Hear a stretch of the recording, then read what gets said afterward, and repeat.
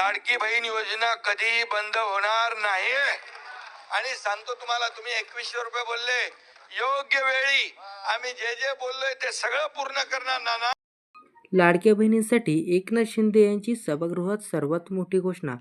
2100 रुपयाबाबत आली सर्वात मोठी बातमी. तर ही बातमी काय आहे आजच्या व्हिडिओमध्ये सर्व जाणून घेऊया.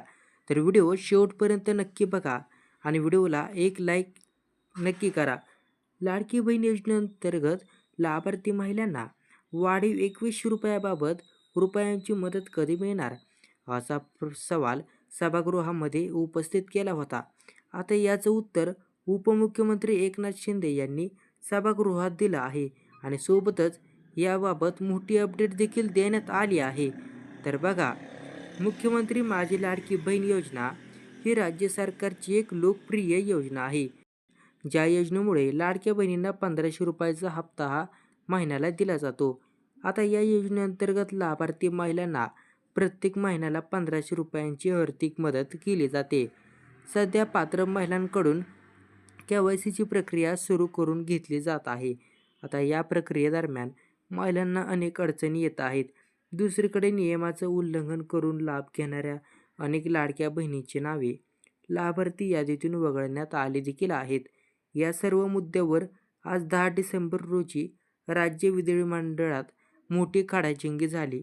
या लाडकी बहीण विषयावर आज सभागृहामध्ये अनेक मुद्दे मांडण्यात आले होते. आता त्यातील काही मुद्दे बघूया. विरोधकांनी या योजनेत मोठा घोळ झाला आहे असा गंभीर आरोप करत महिलांना 2100 रुपयांची वाढीव मदत कधी देणार असे विचारले आहे. सत्ताधाऱ्यांनी विरोधकांचे आरोप खोडून काढले. उपमुख्यमंत्री एकनाथ शिंदे यांनी तर लाडक्या बहिणीसाठी सभागृहात एक मोठी घोषणा केली आहे. 2100 रुपये कधी मिळणार?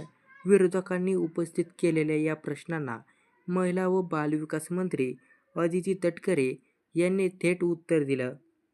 लाडक्या बहिणींना नाव नोंदणी करण्यासाठी पोर्टल उपलब्ध करून देण्यात आले होते. तसेच ऑफलाईन पद्धतीने देखील नाव नोंदणी करण्याची सोय उपलब्ध करून दिली होती.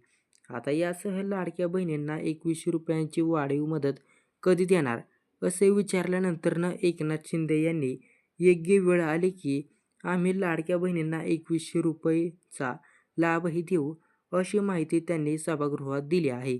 तर बघा, योग्य वेळ आल्यावर लाडक्या बहिणींनाही 2100 रुपये देण्यात येणार आहे असे त्यांनी सभागृहामध्ये उत्तर देताना सांगण्यात आलं आहे.